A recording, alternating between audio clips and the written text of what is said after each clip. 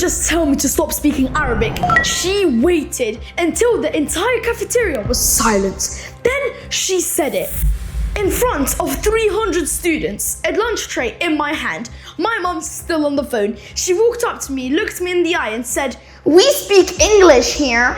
We speak English here." I want to tell you what happened next, because what happened next, nobody in that cafeteria expected it. Nobody. It was a Tuesday. Nothing about a Tuesday felt different. That's the thing about days when they change everything. They never warn you first. My mom called at 12:47. I know the exact time because I still have the call log. I've looked at it more times than I want to admit. She called me to tell my grandmother was in the hospital. Not an emergency, a fall, just a checkup. She wanted me to know. She said it in Arabic because that's how we talk. That's how we've always talked. That's how I learned what love sounds like. I stepped slightly to the side, away from the noise, and I answered her in Arabic because she's my mom, because it was about my grandmother, because there was no reason in the world not to. I didn't notice Miss Hargrove until her shadow crossed my tray. Miss Hargrove was kind of the teacher who moved through a room like she owned it. Not cruel, exactly, just certain, sure of herself in a way that left no space for questions. She had that look, that one that says, "I've already decided." I felt her before I saw her.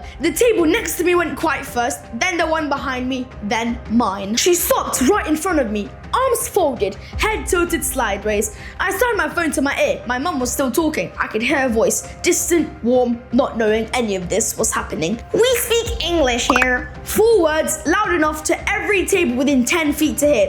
Loud enough that it wasn't a warning, it was a bloody performance. I told my mum I'd call her back. She said, "Is everything okay?" I said, "Yes." That was the first lie I told that day, and it wasn't the last. 300 students in that cafeteria. Not one of them said a word. They looked at their food, their phones, their ceiling. Anyway, that wasn't me. Miss Hargrove waited for me to put my phone in my pocket. Then she said, quieter this time, like she was doing me a favor, "Next time, "Keep it to English in school." Then she walked away. I want to be honest with you about what happened next, because I think you might expect me to have said something standing there in front of everyone, something sharp, something that landed into Miss Hargrove's heart. I said nothing, because I was just too scared.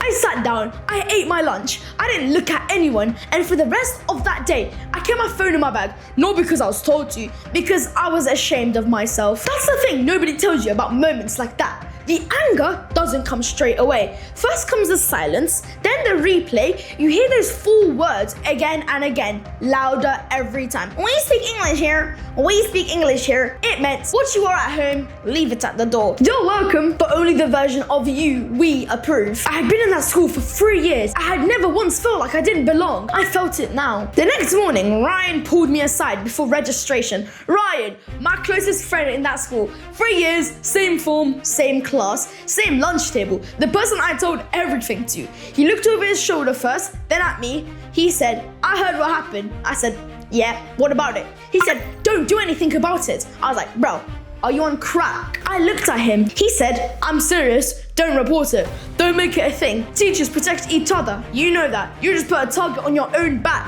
And then it won't just be one comment in the cafeteria." I mean, he's not wrong about that. He wasn't just being cruel. That's what I keep coming back to. He genuinely thought he was helping. He'd seen it before. Someone speaks up, nothing changes, and suddenly that person is the difficult one, the troublemaker, the one who made it awkward for everyone else. He said, "Just let it go. It's one comment. It's not worth anything." And here's the thing I've thought about like 100 times since. For about 48 hours, I almost did nothing. 2 days after the cafeteria, 1 day after Ryan's warning, Mr. Okafor saw me in the corridor. Mr. Okafor was taught history. He'd been at that school longer than any other teacher. Quiet man, steady, the kind of teacher who doesn't raise his voice because he basically just never needs to. All the kids listen to him. He said, "I heard what happened in the cafeteria." I said, "It's fine, don't worry about it, sir." He said, "I know you think that. I need to show you something." He took out his phone, opened a document, School Policy Section 4, Paragraph 2. No student shall be instructed to refrain from using their home language in informal school settings, including during lunch periods. I read it twice, then I looked up at him. He said, "What she told you wasn't a rule.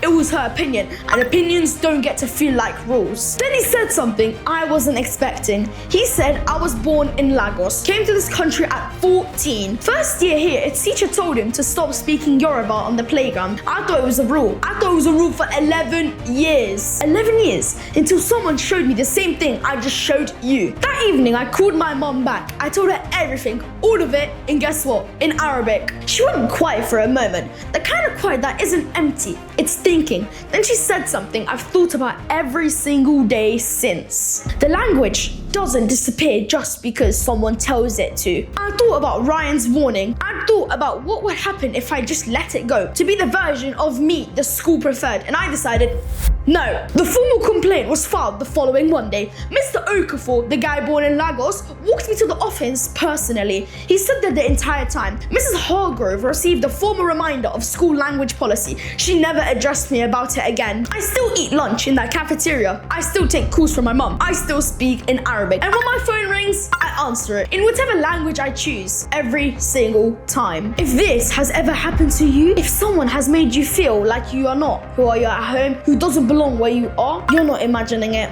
Your language is not a problem to be managed. It is a part of who you are. It is how the people who love you reach you. Nobody gets to take that from you. Drop a comment below if you know what this feels like.